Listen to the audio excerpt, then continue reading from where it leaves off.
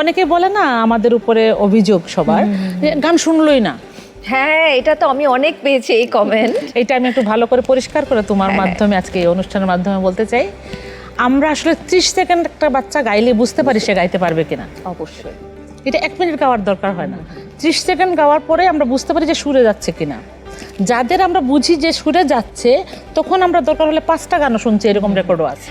এখানে আমি একটু যুক্ত করতে চাই, আসলে যেই প্রতিযোগী সুরে গাওয়া শুরু করে গানটা, তখনই আমরা একটু নড়ে চড়ে বসে যাই, এবার আসি তোমার দেখি তুমি কতটুকু পারো, যাচাই বাছাইটা শুরু হয় ঠিক তখন।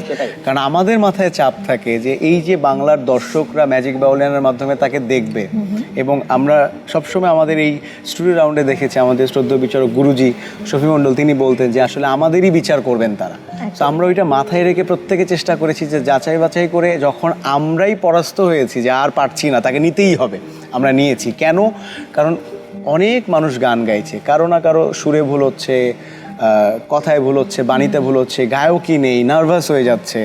এই মঞ্চে এসে ওই মহান বিচারকদের সামনে যখন তারা গাইবেন, তখন তারা কি করবেন? তোর মনে আছে রাব্বি, মানে তুই এসে আমাকে বলছিলি না যে ম্যাম আজকে একটা ছেলে আসছে, ম্যাম আপনি গান শুনেন, এই সেই মধু।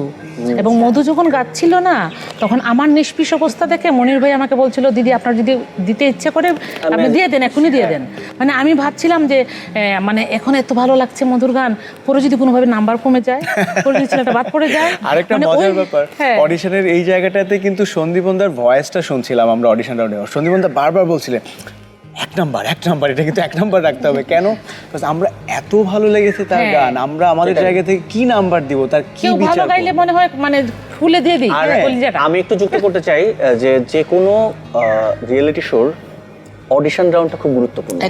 কারণ এটা হচ্ছে জমিনের মতো আমার কাছে মনে হয়, যে আমরা যে জমিন নির্বাচন করব, এটাতে ঠিক সঠিক ফসলটা সুযোগ মতো ধাপে ধাপে আমরা যাতে ফলাতে পারি। একদম একদম অডিশন রাউন্ড, এবং সেটার কিন্তু ফিডব্যাক আমরা পাচ্ছি অলরেডি। আমাদের মেইন জাজের যারা আমরা দেখেছি যে ওনারা আমাদেরকে কিন্তু প্রশংসা করেছেন, হ্যাঁ, যে এবারকার সিলেকশন মানে অডিশন রাউন্ডটা ভালো হয়েছে।